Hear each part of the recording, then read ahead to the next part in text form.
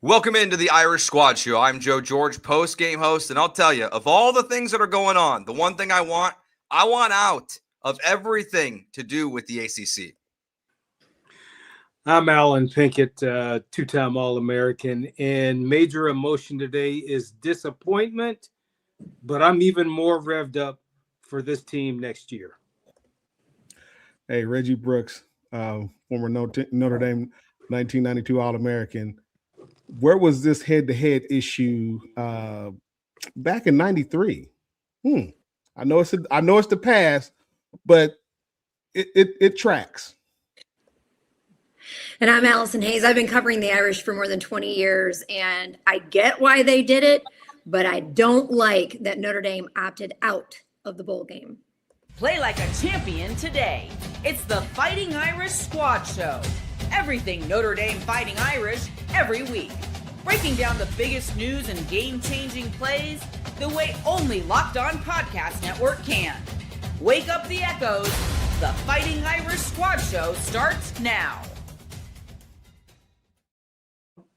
Welcome into the Irish Squad Show here on the Locked On Irish YouTube channel and audio platforms. Thank you for hanging out with us today. Myself, Joe George, Alan Pinkett, Reggie Brooks, and Allison Hayes. And obviously, we've got a lot to go through. Notre Dame is left out of the college football playoff. A shock for many. They were a minus 2,000 betting favorite to make the college football playoff moments before the 10 seed was announced. That was not Notre Dame. We'll talk about that. What the Irish should change if changes are coming. What they should and should not do, and if they made the right call with opting out of the Pop-Tart Bowl to take on BYU. Alan, we'll start with you. It's in a way, I feel glad we had a little bit of time to go live before to really kind of get our thoughts together. But just, Alan, your thoughts on what transpired today and how it affects Notre Dame. Well, it felt like a gut punch because I watched all the games Saturday, stayed up to watch everything, got a little concerned when I saw Duke win, and I was thinking, uh-oh, is that one of those things that might mess us up? And was really, really tired of hearing all the head-to-head in regards to Miami when you looked at all the other factors and just thought that Notre Dame had done what they needed to do and were deserving. Not only were they the best team at that position to put in, but were deserving of going in. So it was a huge gut punch to me, messed up my day. But I just got to thinking, and, life goes on. And I think the lesson that was learned is at Notre Dame being an independent, and I do think that there was a lot of conference bias that went into this particular decision, especially when you take into consideration that if they didn't choose Miami, then the ACC would not have a representative. And all of the people on the committee belong to some type of conference. So they essentially would be cutting themselves out by leaving the ACC out. But I just know that the margin for error for Notre Dame is pretty thin. And I just go back to, we can't lose but one game. You lose one game, win the rest, you should be in. Reggie? This was just ridiculous to me. I mean, again, I'm still not beyond you had this for 4 or 5 weeks of Notre Dame being at this point, Notre Dame being ahead of Miami. And and it really something triggered me when I saw the criteria and stuff, and it had head to head, and I'm like, we haven't seen that all week. I mean, for the last few shows, and it's like, really? I mean, as soon as I saw that, I'm like, wow, really? They're really gonna do this. But I'm a firm believer again that they were not going to allow a Power 4 conference not to be represented, and the Duke win would have created that scenario had they followed suit with what they've been doing the whole time that they've been going through. This committee's been going through this. So it's about money, and it is what it is. It's unfortunate, that this happened to these young men, because all this time they played, competed, won 10 straight, and did what they felt they needed to do, and what it was projected as what they needed to do is win and get some style points. I mean, because we had Stanford beat in the first quarter, and then from that, and then you have these bowl games or conference games played, and it was just like Alabama did not look good. They got rolled. And they're a 3-loss team, but again, SEC is the dominant conference. Again, I don't disagree with that in terms of, like I said, from top to bottom. That's probably that is the strongest conference. But they got what, 5 teams in? Mm-hmm. Come on, 3 loss. They're a 3-loss team. And I'm not a Bama hater at all. One of our former guys that was our teammate of mine, his son plays there, Marshall Pritchard, and I'm happy for Marshall. But it just, because this game is supposed to be played on the field, and the politics that played into this it was just a bad look, and it just can't get beyond. And how many times did they play the Notre Dame Miami game on the ACC network, like back to back to back? I'm like, give me a freaking break. Are you serious? You go and because the explanation that the chairman gave was as weak as water. Oh, well, BYU was between Notre Dame and Miami. What the hell does that got to do with anything? You had Notre Dame ahead of Miami all this time, and all of a sudden, miraculously, Miami's better than Notre Dame. Really? You should have done that from the get-go, because this just creates this scenario of, well, what did Miami do, and what did Notre Dame not do for that to take place? Like BYU being between them, that was their saving grace. Come on, that's crazy. So I just feel for the young men that they got screwed over, and you go back to, and I was gone. I was in the league in '93, but this is so the head-to-head matters now, but it didn't matter back in '93 when it cost Notre Dame the national championship. I'm just like, you can't have it both. Well, I guess you can't have it both ways, because they got it both ways, didn't they? Yep. It was just like, I mean, do right. And I'm not saying that, like I said, and be honest with you, if you were going to do this, don't put this for 4 weeks and 4 or 5 weeks and say, oh, Notre Dame is ahead of Miami, and with no background, no difference, it changes.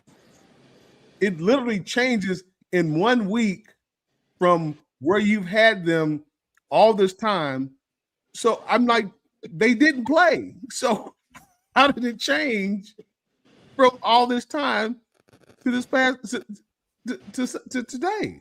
It just blows my mind that how do you come up with a explanation? You've had this set this way where Notre Dame, you felt Notre Dame the eye test, and we've been hammering eye tests, and Notre Dame is like they're pretty damn good.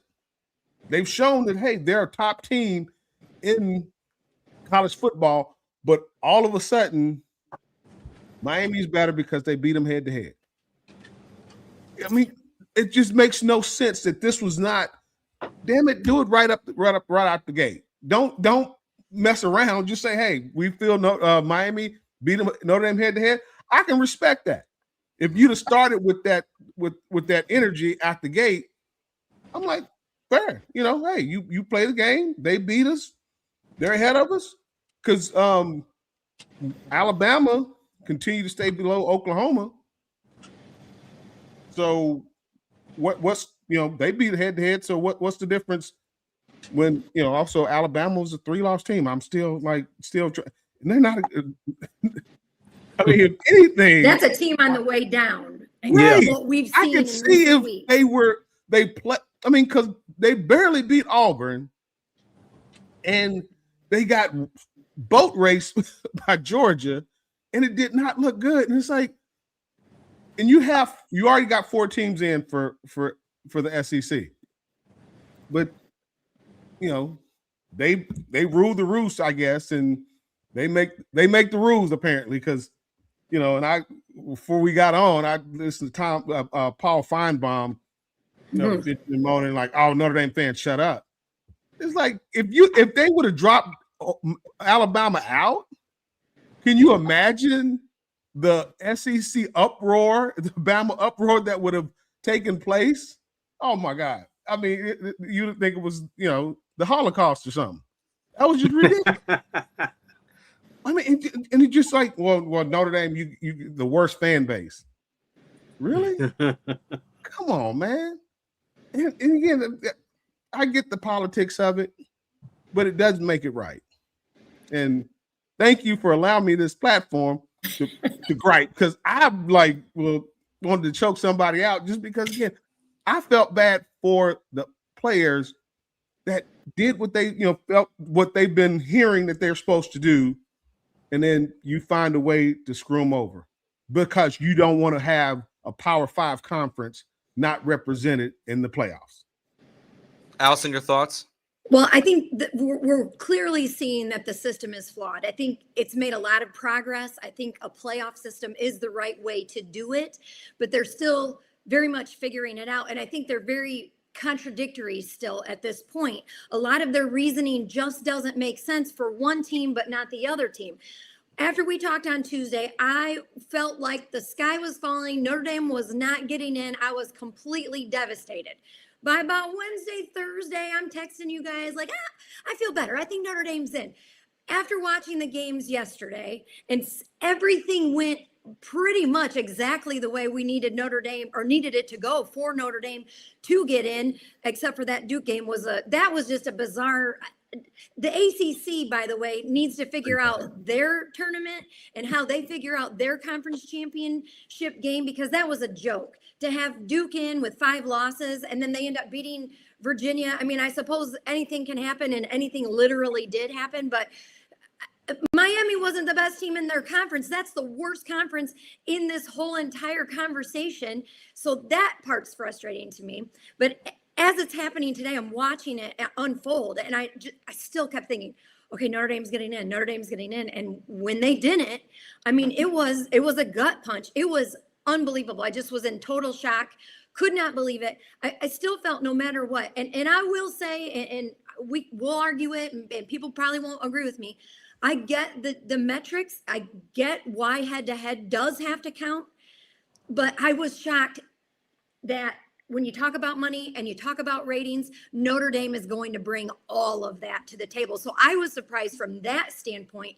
And why people don't like Notre Dame that aren't Notre Dame fans is the Notre Dame bias, because of the money, because of the ratings that they're going to bring. So I thought for that reason, if no other reason, Notre Dame was going to get in. So that alone was shocking to me. As I've had some time to digest this and look through it today, as much as I hate to admit it, I can understand the rationale. I think their system is flawed, and a lot of it doesn't make sense. But just when you look at the metrics, and they are saying across the board, Notre Dame and Miami are almost neck and neck. They're almost even in every one of these categories. So at some point, you do have to have something that is the tiebreaker, and that is where a head-to-head comes into play. And I totally get that because that's not bias. That is fact. Notre Dame lost to Miami. It sucked. And it's a different team today than it was in that first week. But that is a fact. The bias aspect of it, the eye test, where people can have emotions and feelings, the eye test part, anybody with eyes can watch Notre Dame now and tell you that they're a better team than they were in that first week. They're a better team than they were in week 2. They're a better team than they were in week 3. And they got better each week as the season rolled along. And they're one of the best teams in the nation right now today. I don't know that I can say that I truly believe Miami and Alabama are 2 of the 12 best teams in the country today. And we saw Miami, they had some floundering there in the middle. Yes, they sort of picked themselves back up as they went along. So there you go. You know, you can argue that till you're hoarse in the voice and you can't talk about it anymore.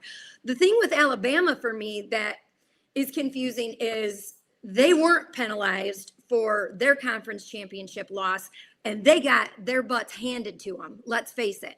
BYU did get penalized for that. So there's just so much contradiction that doesn't make any sense.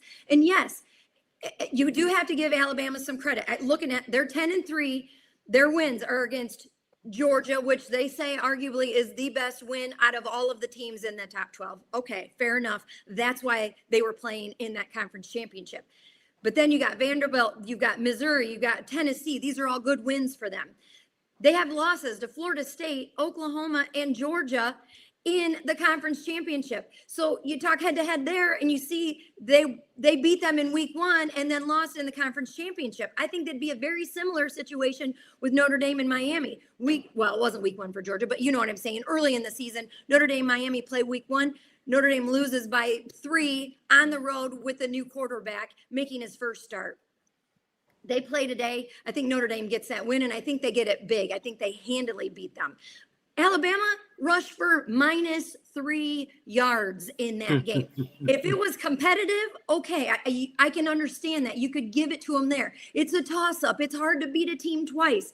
It wasn't a toss-up. That was a butt whooping. They were outplayed, and they do not look like a team that is going to have a deep run into this playoff. Yeah, I think for me, it comes down to a couple of things. Like, I think the committee is incredibly flawed. Like you mentioned it, Allison, that Alabama was not punished. And it's not just BYU. Ohio State dropped in the rankings because they lost their conference championship game. BYU dropped in the rankings. Virginia, even though they were not in the playoffs picture really, they dropped in the rankings. So 3 of the 4 of the power conference losers, they all dropped. So why didn't Alabama drop? So that buffer of BYU that they mentioned was removed because they lost their game. But then why didn't they move? Like, frankly, Miami is ranked incorrectly. They should be higher than they are. It's like it's all flawed. And for all the like join a conference and all that stuff, the Notre Dame athletic director broke some news today in an interview and said that there was a document signed in which Notre Dame is guaranteed to be in the college football playoff next year if they're ranked in the top 12. So if you didn't like it now for Notre Dame, you're really going to hate it next year if they lose 2 games and they still get a playoff spot, because if that would have been signed for this year, Miami would have been out. And the other part of it too, and this isn't about necessarily Notre Dame and maybe part of it's the ACC, but I'm sorry, like there's no world in which James Madison and Tulane deserve 2 playoff spots. Texas, BYU, Notre Dame, Vanderbilt, they all deserve playoff spots. Like, I get why they did it, because like you have to help out the little brothers of college football, but like you don't deserve 2 of them to get in the college football playoff spot. So it's frustrating. To Reggie, one of your points that you made, and I think we all have kind of made it, Miami should have just been ranked in front of Notre Dame the whole time. Like, it's nothing changed this weekend. ACC. I mean, head to head has to matter. Or what do we play the games for? Or like Notre Dame's going to have to join a conference because everyone's going to cancel their games if head-to-head doesn't matter. So like it has to matter. But then why did they take so long to do it? Why didn't they do it last week? Like they could have just done it last week. They could have put BYU at 10, Miami at 11, and Notre Dame at 12 and be like, all right, season's over. Like they could have just done it then, but they waited. So it doesn't really make sense of why the committee did what they did. Even though I feel like they told us on Tuesday night when Hunter Yurachek said that, you know, teams can move if idle. I felt like I knew that Notre Dame was not going to make the college football playoff. Like it's just the reality of it. So I'm looking forward to expansion because that's going to happen after this. But it's very frustrating when you think you're in and then all of a sudden you're not. But we'll continue this conversation after our break because there's still a lot to get into. There are questions about if Notre Dame needs to make a change now. Like even though they're guaranteed a spot if they're in the top 12 next year, there is more of a conversation now than ever, I think, of potentially joining a conference, at least from the outside, potentially maybe not in South Bend, but from the outside in, talking about Notre Dame. We'll get to all of that next year on the Irish Squad Show. Today's show is brought to you by Gametime. The World Cup is coming back to North America for the first time since 1994. And with 48 teams for the first time ever, it's going to be massive. But let's be honest, getting tickets is usually the hardest part. And that's why the Gametime app is clutch, finally giving fans a real advantage when it comes to snagging seats. With Gametime, you can track price drops in real time, get alerts when great seats open, and buy tickets the moment they hit the app. It puts the power back in your hands and makes going to the World Cup realistic instead of impossible. I live in Houston, Texas right now, and, well, there's going to be World Cup games here in Houston, so I will definitely be taking advantage of the Gametime app to go to a World Cup game, even though I'm not a huge soccer fan, but, like, got to check it out because it's a once-in-a-lifetime opportunity. Take the guesswork out of buying tickets, World Cup tickets, in every match, concert, or event with Gametime. Download the Gametime app, create an account, and use code LOCKEDONCollege for $20 off your first purchase. Terms apply. Again, download the app, make an account, and use code LOCKEDONCollege for $20 off. Swipe, tap, ticket, go Gametime. All right, so conference talk. It's going to be a lot more prevalent now, and I don't think the Irish are going to, but I will reiterate what I said at the start of the show. It's something you mentioned too, Reggie. I think they showed the Miami-Notre Dame game 15 times this week in total. They were mixing it in during the week as well, but it was on repeat the last 2 days. Regardless of Notre Dame's decision to stay independent or not, we knew that the social media stuff that was happening with the ACC was causing some frustrations between the Irish and the conference. And then for the television network to do that, I am at the point where I want out. I'm done with the ACC. And frankly, I think Notre Dame should be too. And it doesn't mean the Big 12 or the Big 10 or the SEC wouldn't treat you the same way, because they probably would. But for most sports, this is your partner. And they did everything they could. Like, I do not think Miami, the ACC would not do this if the conversation was Miami versus Clemson. They would not be this hands-on with trying to push the narrative of Miami over Notre Dame. So I do think Notre Dame should leave the ACC in basketball, soccer, all the sports. Be done with it. Good riddance. I think that, to me, is the move that should be made immediately or as soon as they contractually can, and get out of that thing, because forget those people. I'm done with the ACC, Alan. Well, I haven't thought about all the other Olympic sports, but I think one of the things that makes Notre Dame unique is its independence and the ability to, have a lot of people on the schedule. One of the things that I think I benefited from was the fact that when we went to play an away game, we got on a plane. Well, most of the teams in the Big Ten got on a bus and drove 50 miles to play an away game.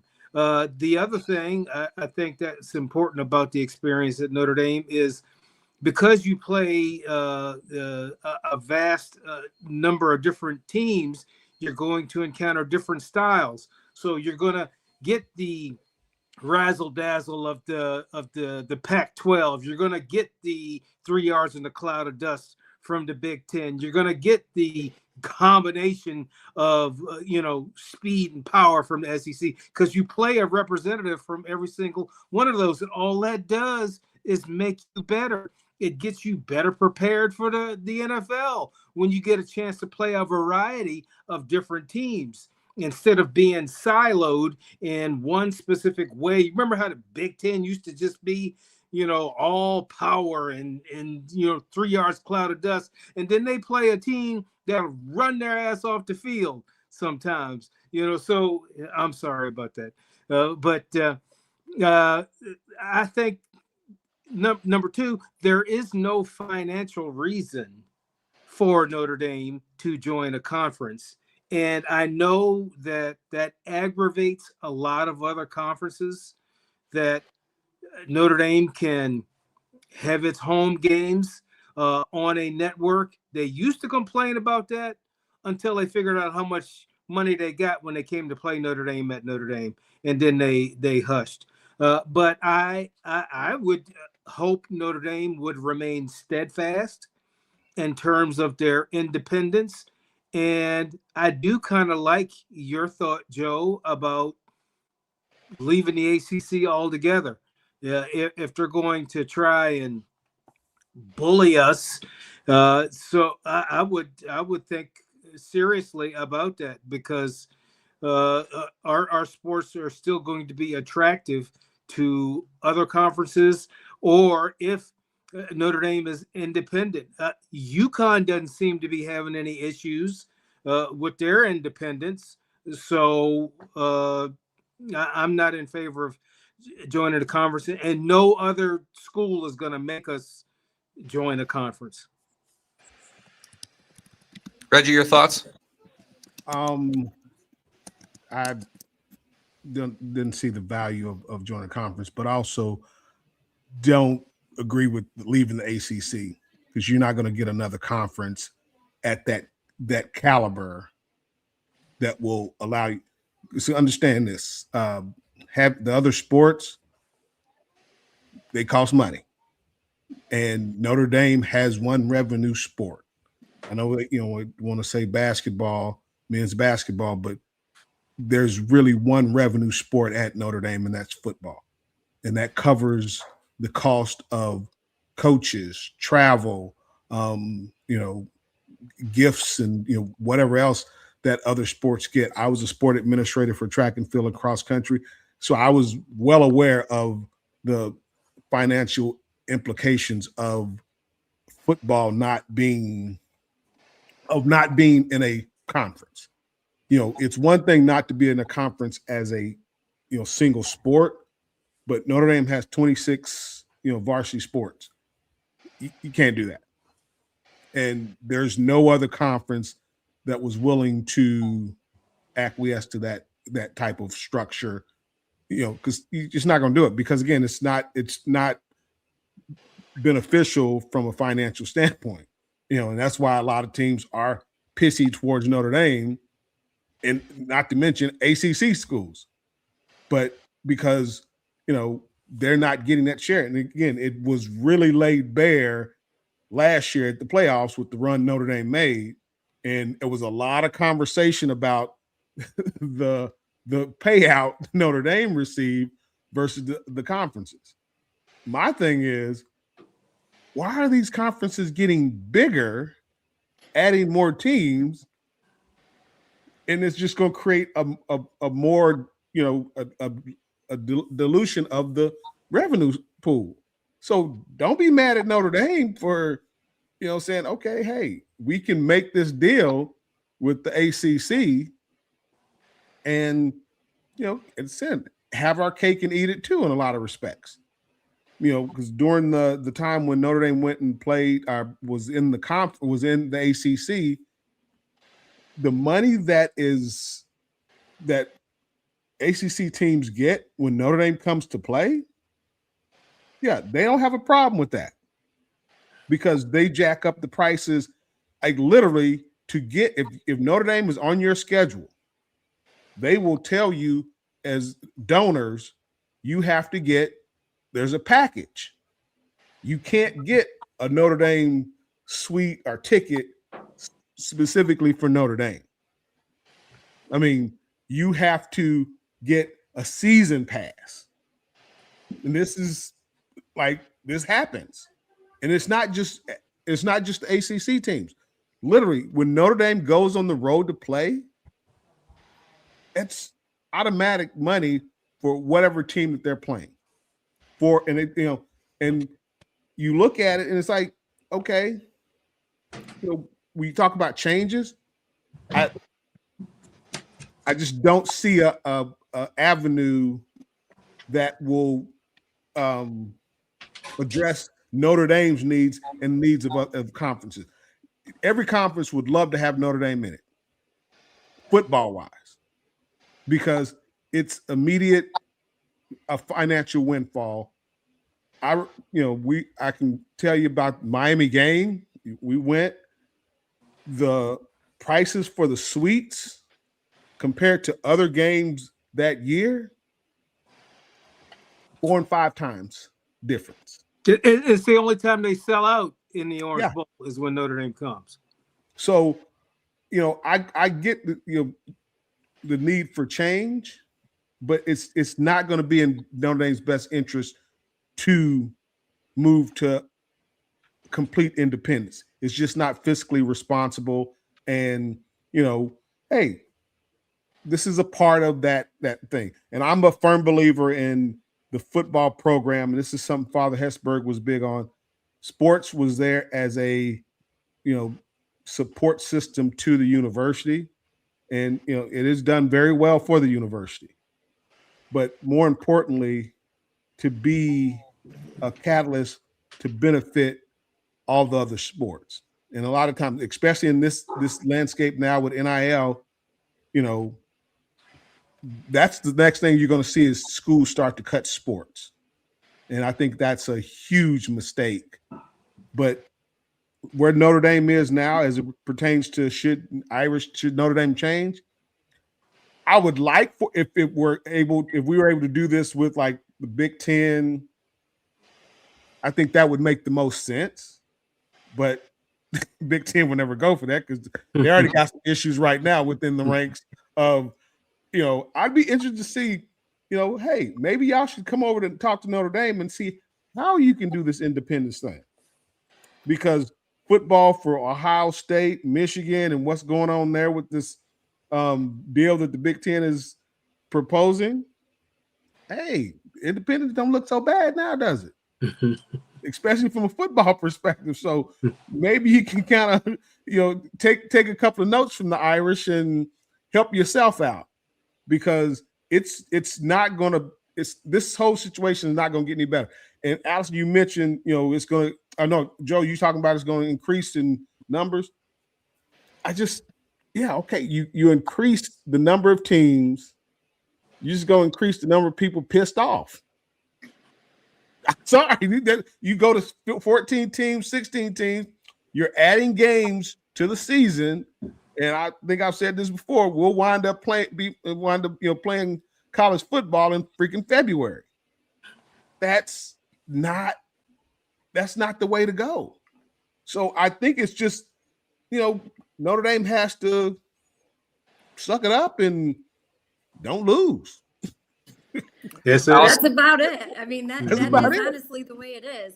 I think you're right. I mean, unfortunately, I think you do have to have some conference affiliation for the Olympic sports. That before the ACC, it was the Big East, and that's how you're able to keep those teams afloat. But I do agree with you, Joe. I think if anything, the ACC deal that they've got is hurting Notre Dame.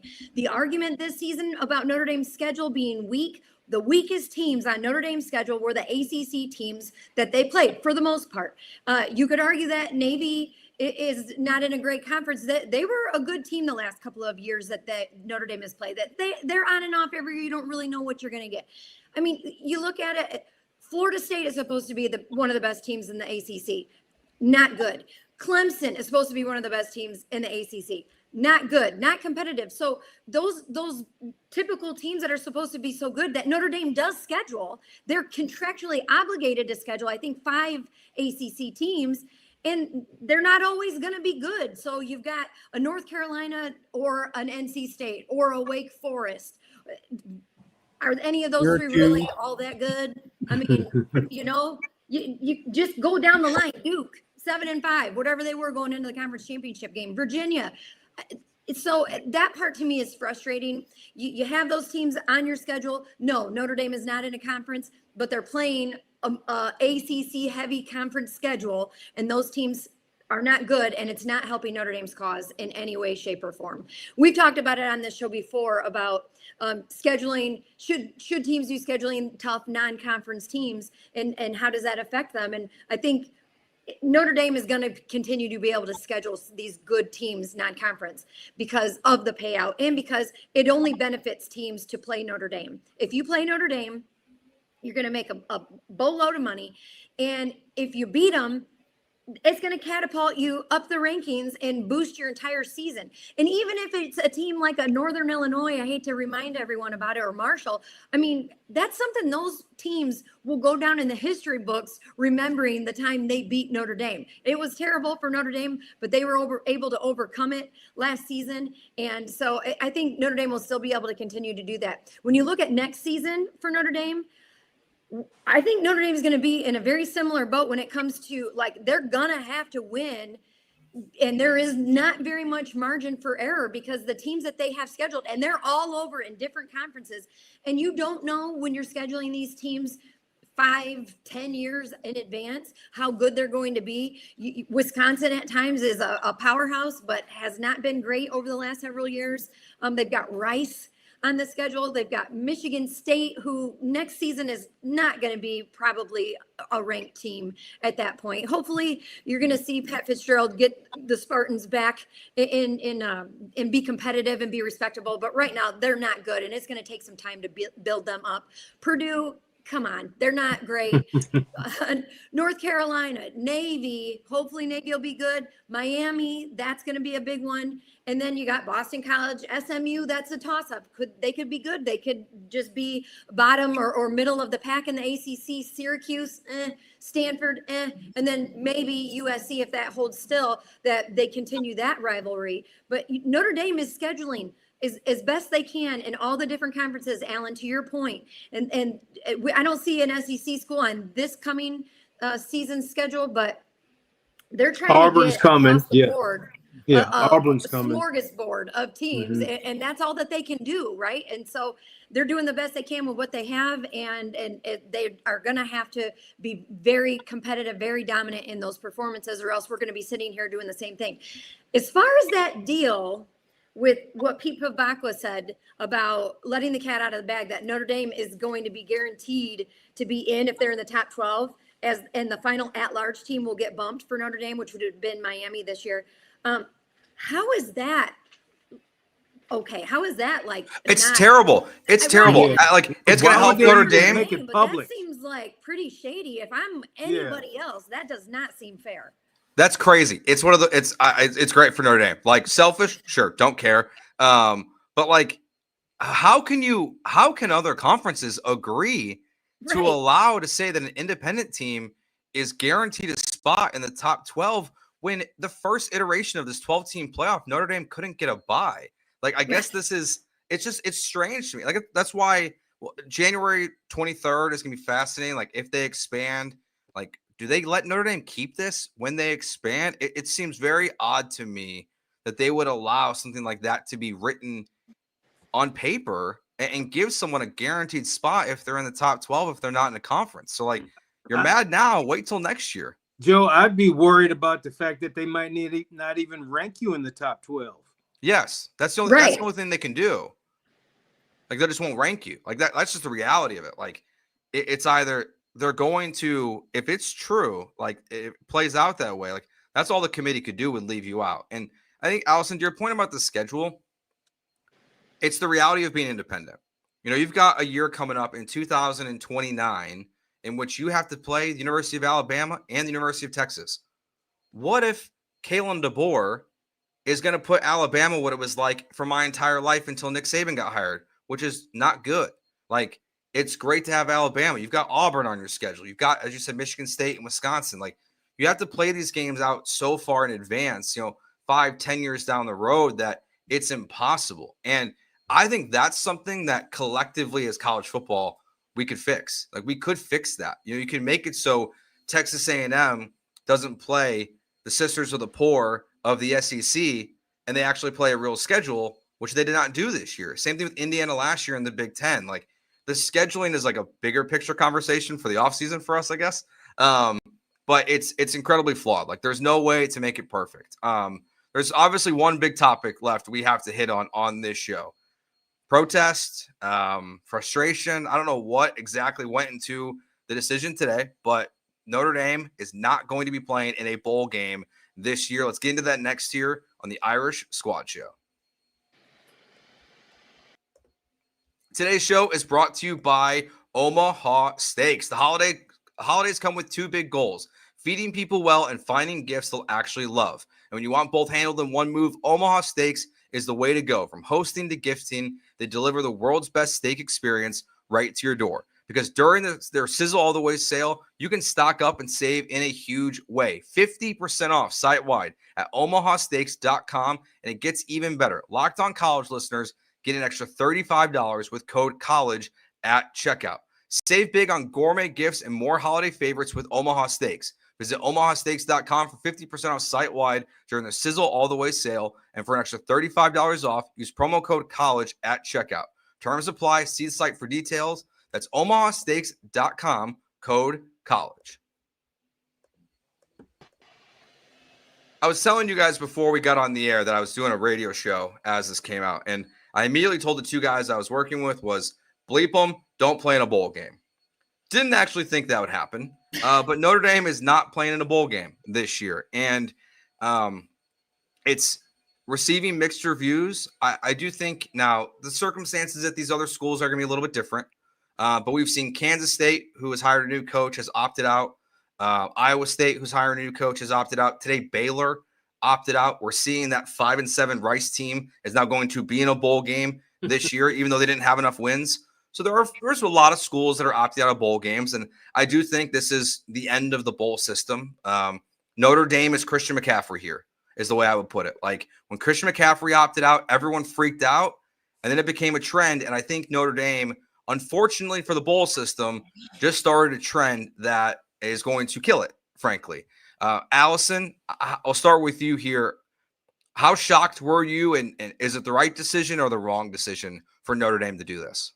Well, I feel like I'm probably going to take some heat for it. I did go on some of my social media and talk about this, and I mean, within minutes, it's like, boom, boom, boom, boom, boom, boom, comment.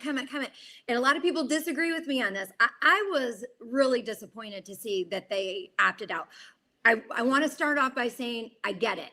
I totally get why they're doing it. They're taking a stand. They disagree with what the CFP has come out with. They disagree with the way ESPN basically campaigned against the Irish. It felt like all week long. You do feel like showing the Notre Dame Miami game 15 times. What was the reasoning behind that? I mean, yes, I guess people wanted to rewatch it. Did people not want to rewatch the Alabama-Georgia game? You know, there are other games that are head-to-head that could have been up there for people to watch as well. But for me, and I'm also saying this as someone who understands that the way college football was played when Allen and when Reggie were playing football, and even just a matter of 5 years ago, that's gone. It's done. It is now essentially, it's a professional sport. And I think in that instance, then in that reasoning, then you have to start treating it that way and getting some kind of control over the way things are being handled. Having the Big Ten with as many teams as they have in it, these teams are not even getting to play against each other in their own conference. How do you determine a conference champion and the two best teams in your conference if they aren't all playing each other, right? That doesn't make sense. It's all watered down. And then you're getting to this, and now Notre Dame's saying, well, if we don't get our way, then we're out. And that's the part I don't like about it. Again, I understand why they're doing it. They're making a statement. I think you're absolutely right, George or Joe. I think everything is going to change from here on out. I think the bowl system is going to be, it's irrelevant. It's pointless. But I don't like it as a parent standpoint. Are we telling our kids that, hey, if you don't get your way, you can just quit? If you don't get everything to go exactly the way you want it in life, well, then you just give up on it. I think that sucks. And I know that there's players, and I think this part of it sucks too, but if I'm a Jeremiah Love, do I want to risk an injury that could ruin my NFL career? Absolutely not. And so from that standpoint, I get that as well. And I understand why some of these top players do not want to play in a bowl game. They have to preserve themselves because it's their livelihood moving forward.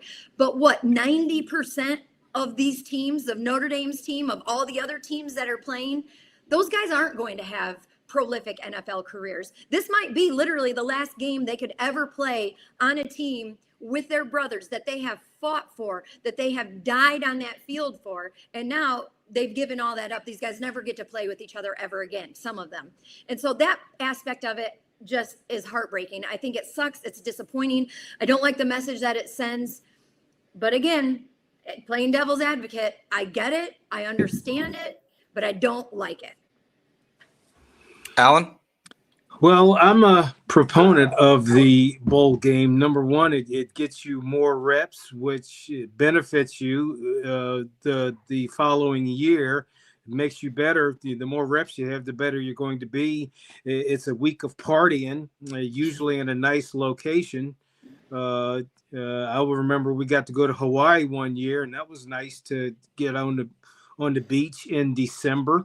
And you get some nice swag, all that stuff. But unfortunately, the bowl system has changed. It's guys who believe that they have a chance to play professionally opt out of the bowl game. So you're left with a bunch of backups playing the game, and thank God they can get an experience playing in a bowl game or get some extra reps. In the bowl system, I guess the way you finished, the way it used to be, how you finished slotted you for where you were going to be the following year. And it's a lot easier to reach number one if you're ranked number 8. It's harder to reach number 1 if you're ranked number 25, and playing in the bowl games would automatically slot you. But I tend to understand why Notre Dame chose this position. Number one, I don't know how many of the players would opt out. And so you'd have a shell of your program potentially playing. And, I'm a firm believer that the one goal that they had was taken away from them, and that's to win a national championship. You can't win a national championship playing in, an ancillary bowl game. So I kind of understand, but I'm sad because it was such an abrupt end to the football season. I feel like I don't have a damn thing to do now until next year. There's an emptiness. Yeah, I mean, you get to watch Riley Leonard as your quarterback now for the Colts. Yeah, true that. So we'll see how that goes. That's a whole nother story. I even put the TV on the golf channel, so maybe it's time for me to move to golf. But I understand Notre Dame's position because the one goal that they had, playing for a national championship, was taken from them. So why would I let you make money off of me when you've taken something from me? So I am in complete understanding. I'm just sad about it, but I'll get over it. Notre Dame, though, still would be making money off of this. Oh, yeah. So, I know they would. ESPN is going to make a lot of money off of Notre Dame being in, but Notre Dame would have made money as well. And not getting always into the do. Yeah, they're losing that. Mm-hmm. One other argument just to add to that is, how awesome would it have been to see BYU and Notre Dame actually play against each other? And Notre Dame whooped that ass, as Alan would like to say. Yeah, I think the unfortunate part is like Jeremiah Love's dad has already tweeted, about him and being done at Notre Dame, and Jadarian Price is not going to play in that game. Like, it would have been Aeneas Williams would have been like great to see what next year would look like for him as RB1 for the Minchie. Irish. And yeah, like, would CJ Carr even play in a game like this? And someone in the comments said this. It's like the Pro Bowl now. It's just kind of has faded to irrelevance in a way. And these bowl games, Notre Dame can play in the Pop-Tart Bowl next year when it's in the first round of a 16-team playoff. Like they don't need to play in it this year. I'm with you guys. Like I was shocked they actually did it. But Reggie, what are your thoughts on them opting out of the bowl game? Well, my thing is, like I said, it was the players that made that decision. So it wasn't something the university impressed upon them. And, and I always admired Coach Freeman and his stance of taking it to the team. And, it was not too long ago in my junior year, we wound up playing Florida in the Sugar Orange Bowl. It was the Sugar Bowl. We played in Florida. Sugar Bowl, yeah. And there was some conversation because we were not that great. I think we were ranked like 18th going into that game, but there was conversations of do we deserve to be at the game? Do we want to go? So, I because it was a decision made by the players, I'm comfortable with it. Because again, this is not about, hey, quitting and giving up on anything, because I just don't see this program in that light. And again, if it were like the administration that said, hey, we're not going, because again, you talk about the money that's made, Notre Dame would have really paying, they would have broken even, because when they go to a bowl, they do it right, and they make sure that the players, families, and everybody that's associated with the program gets there, and they make sure that they're part of the festivities and activities. So I don't think it was a Notre Dame thing. I think it was a team thing, and I think I wish they would have given them a little more time to make that decision, because in the moment, I can see players saying, "Screw you, you just screwed me." Mm-hmm. So I think maybe had they given them a few days to make that decision, because that used to be the thing. You didn't have to on the day of say, "I'm gonna we're gonna accept this." This invitation to this bowl game.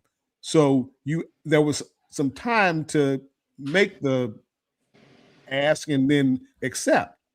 So I would have, again, it may still be that way, but I think, with the players, I think, they made that decision and 100% respect it, because like I said, it's been presented to them just in the different, the past four or 5 weeks, they've seen we're in. And then, you go out and you finish the season on a high note with a big win, and you're in that top 10 range to where you're in there. And it's like, what happened between, last week and this week that changed when you didn't play? So I can see where they're just like, pissed off, hurt, frustrated.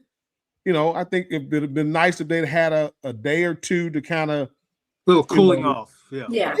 Because again, like in the moment, it's like, hell no, I ain't going to the damn bowl game. Who you? Yeah. Because I can see the whole team feeling that way.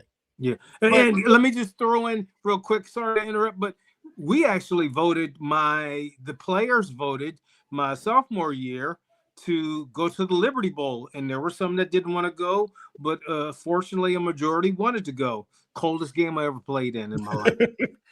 Go ahead, Reggie. Not great. I think they should have. I wish they would have had more foresight. Not Notre Dame. I mean, maybe Notre Dame, but everyone. And they should have said, "Hey, if you don't make the playoffs, let's slot you in for the Cheez-It Bowl and play Texas. And if you make the playoffs, we'll give them BYU or someone else." Like, schedule. Like, it's no offense to BYU, but like, if you would have been like, "Hey, you're going to play Texas if you don't make the college football playoff," like maybe they would play in the game. And if you would have had a conversation beforehand of maybe a more honest conversation coming from the committee would have helped with this. But maybe they would have played if it was a different opponent. The last thing I want to hit on here, and we'll have more of these squad shows to hit on, but it's still like on my timeline today. I saw an interview with Marcus Freeman sitting down with someone from, I think, the New York Post. We only got a couple minutes here, so any concern at this point about Coach Freeman heading to the New York Giants or another NFL team? Like, what's your 1 to 10 fear that it may happen? Allison?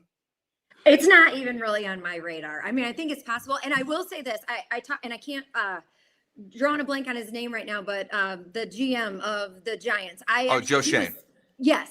He's a local guy. I don't know if you guys know that. He's local. He's from Elkhart, Indiana, which is a stone's throw from South Bend, and a good football player in our area. And he was at the Notre Dame Miami game. And so we were chatting in the press box. And so he's a big Notre Dame fan. And so I just thought that was interesting, that he's a big Notre Dame fan. So I'm sure he is making a good push to get Marcus Freeman there. I don't know. That's just not something I think is realistic.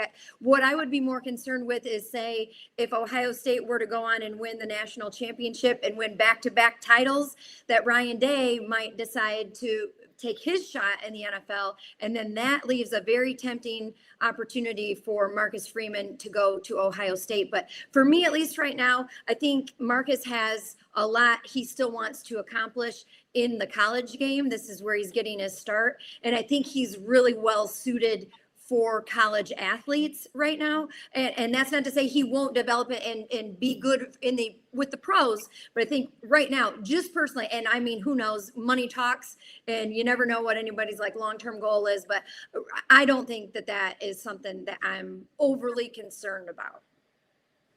Just in my conversation with Coach Freeman, he just never struck me as a money person. And I think he's very genuine from a relationship standpoint. And I think, he understands, and I got this from I think he got it from his parents. It's doing the little things the right way, and again, you never know what someone's aspirations are, but I think he is a firm believer in family and the mission of what Notre Dame stands for.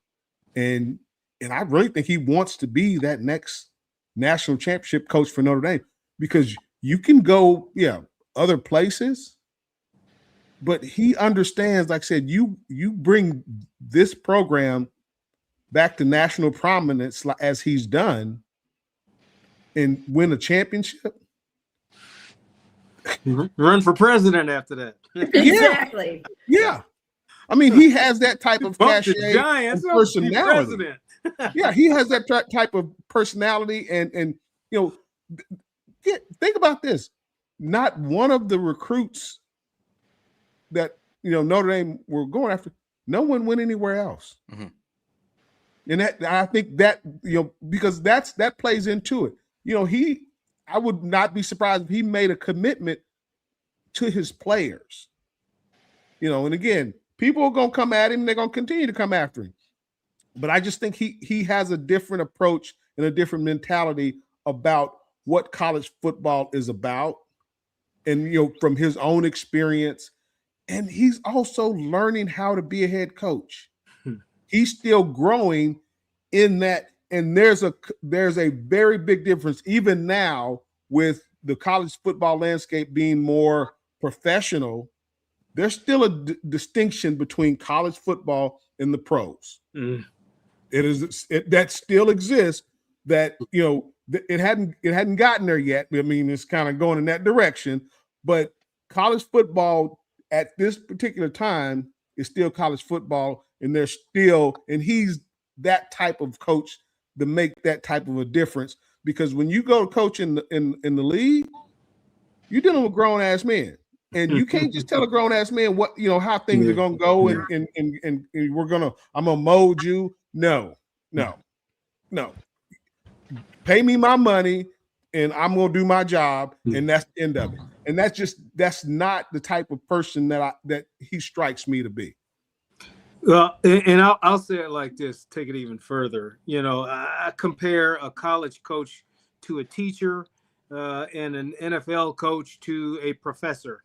A teacher's going to try to nurture you a little bit more. They're interested in your development, beyond just your one subject, where professor is like, here's the damn syllabus, get it done on this day. If you don't have it, you fail. Don't even try and come and talk to me. I'm not interested in your personal life. That type of thing. And, one of the things you've seen is a shift, and I think this is to Notre Dame's benefit. There's been a shift where the college coaches have gotten older, the NFL coaches have gotten younger. And one of those points is because of what Reggie said. It's because you're dealing with grown-ass men. So now, Reggie, when you were in the pros, did people even call the coach? No. They call him by his first name. Because most of the time you're making as much or more money than the coach. And the deal is, in the NFL, it's a partnership. in college is a dictatorship. But where Marcus Freeman sort of bridges both, he's young enough where he's that partner, but he is authoritative enough that they will listen to him because they know he knows what the hell he's talking about. So he's able to combine. He's not a dictator. He's not a dictator. Hence, he went to the players to see, do you want to play in this bowl game or not? All right. So I think Notre Dame is getting the best of both. Not only that, I think he has embraced this place, and what it means to where he feels an obligation to win a national championship here. And I would not ever begrudge him of going someplace else. But I think he embodies, the Notre Dame ideology so much that he's probably insulted when other people come and ask him, would you coach here or coach there? But the Ohio State thing does sometimes make me wonder. To go back to the Ohio State thing. That's the one that would concern me. Yeah, if Ohio State come calling, because I don't know Where he how played. he holds back. Holds back from that, but I just feel like he's on a mission right now with Notre Dame, and so I'm not threatened at all. But I would never begrudge him if he wanted to go someplace else, because it's not for everybody coaching at this place. And I think, at the end of the day, it's an incredible compliment for the coach that the Irish have, that an NFL team wants him. Like that they want him to be the guy to work with Jackson Dart and that roster and, try to turn the Giants around and get back to a Super Bowl like they had, 15 years ago at this point. All right. That will do it for the Irish Squad show today. Thank you all for who listened, who watched. The season ended kind of abruptly, so stay tuned to the channel, to the Locked On Irish YouTube channel, audio platforms. Obviously, for Tyler's shows Monday through Friday, but the Squad show, what we believe, is going to continue in some aspect, but it's just an abrupt end to the season that none of us were expecting. So thank you all for listening.